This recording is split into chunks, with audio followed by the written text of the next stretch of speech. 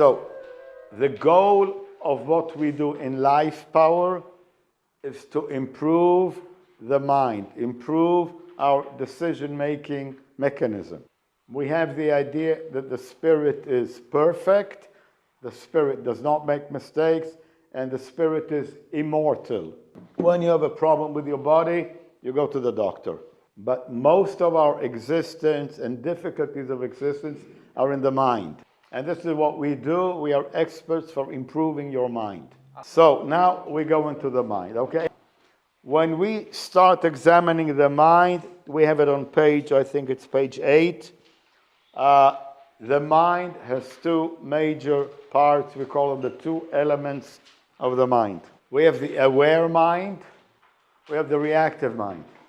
And first, let us understand what is the difference between the two. Right now, you're here listening to me talk. You had some food, you have some drink, and you're comfortable, right? When we force somebody to do something, or I tell you, you cannot get out of here. You're not going to get out of here. You're going to stay until the end. This is going to be 5 hours now, and you have to stay until the end. You hear me? Are you comfortable now? No. Okay. Okay? So we have a situation of being comfortable. I'm sorry. Are you okay? Good. I had to demonstrate on somebody. I choose you. Okay. So we have a condition of being comfortable. Okay? Like all of you are comfortable now. And you're comfortable because you know that if you had enough of it, you can get out. Nobody's going to stop you. The door is open. Okay, the door is open, you can go out, okay? So a person is comfortable when he can leave or go and make his own decision. The information that we record all the time, we record information. And the information that we record when we are comfortable goes into our aware mind. Tomorrow morning, somebody will ask you, where were you yesterday? Will you remember where you were yesterday? Yes, of course. So you can tell the person, I was last night in a seminar, this Daniho Lembergera from Israel, da-da-da-da-da. Okay, so you know what you're doing and you can recall the information. You can retrieve the information. Okay, so this is our aware mind. We record comfortable experiences into our aware mind, and when we need the information, we can easily retrieve, take out the information. So we use the information in the aware mind all our life to make decisions to improve our survival. Now, if you look at page 10, the aware mind, the operating basis of the aware mind is similarity and differences. Okay, you drove here by car? Yeah. Good. And there was a lot of traffic, you say? Yeah. Okay. And when you drove, sometimes in the street crossing, there is a red light. Yeah. And what do you do in a red light? Stop and stop. Okay. And then comes on a green light. And when the green light comes on, what do? You can go. How do you know this? It's by remembering. By remembering. Good. So in our mind, from being a kid actually, you know, red light stop, green light go. Okay? And if you go in red light, what happens? Well, you will be punished. Punishment. Very good. Correct answer.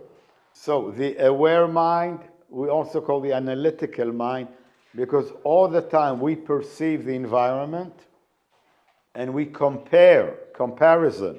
We compare what we see now with what we have in our mind. We say it's in our brain, it's not in our brain, it's in our mind, but we're not going to talk about that because it'll take another few weeks. But the information is in our mind and we compare the information in our mind with what is in the environment. So when you were driving here, you see red light, you know stop. You see green light, you know to go. Okay? So we all the time make decisions and we all the time compare what is in front of us with data that we have in our mind. Now, this mechanism It's perfect. It never makes mistakes. But we all know that in life we make a lot of mistakes. We do things that are not good for us, not good for others.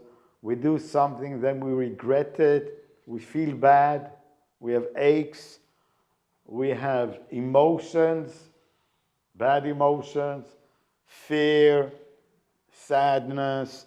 So we have conditions in life that we do not want. The source of our errors, there are only two possible sources for errors. One possibility is that we have wrong data in the aware mind. I mean, maybe somebody here is now saying to himself, why did I come to this seminar?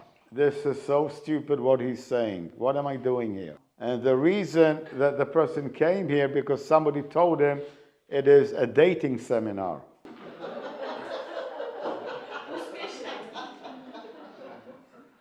Well, you will see at the end, it's very useful for dating.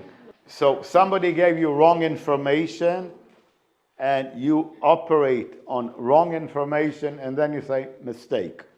You hear on the weather that tomorrow is going to be a sunny day, so you dress light, but then you go out and it snows, so you made a mistake. You don't have the right clothes for a snow day.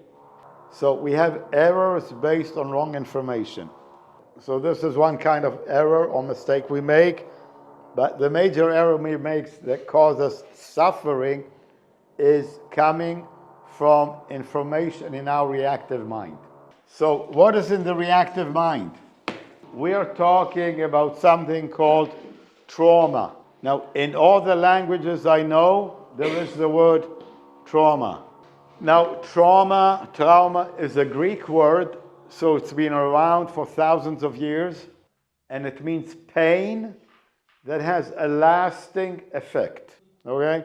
So if I go like this to Andra, not a trauma, but if I go hard and he remembers it, then it becomes a trauma.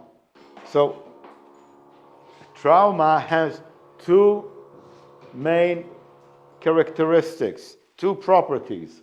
We have pain, two types of pain. One is physical,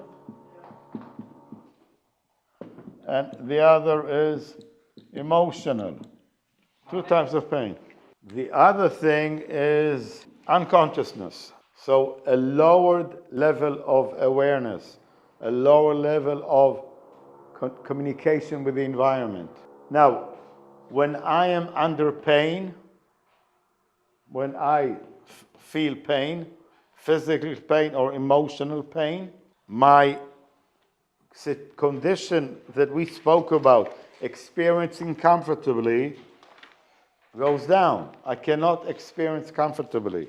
And when I don't experience comfortably, I am in a state of lowered awareness. I go into a state of unconsciousness. Now, unconsciousness can be total or partial. This is important. Total unconsciousness is if I get hit very hard and I faint, I go totally unconscious. I'm not aware of the environment at all. Okay, when you go to hospital for an operation, what is the first thing they do? Anesthesia, right? So there is a special doctor, expert for making you unconscious.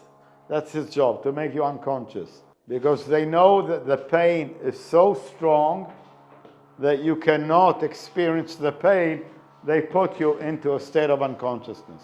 So unconsciousness, we said full or partial, because when I go to the dentist to pull out a tooth, he gives me a local anesthesia. And when I go into a depression, then my doctor gives me Ritalin to put me a little bit hazy.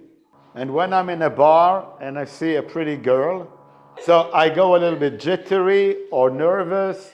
So what do? I drink a few beers or vodka or whiskey or whatever to put myself into partial unconsciousness. I say, well, before I go to this girl and start talking to her, I'm going to make myself a little bit, and then it's easier. because I'm not fully aware of what's happening. I change my emotional state to be less aware of what's going on.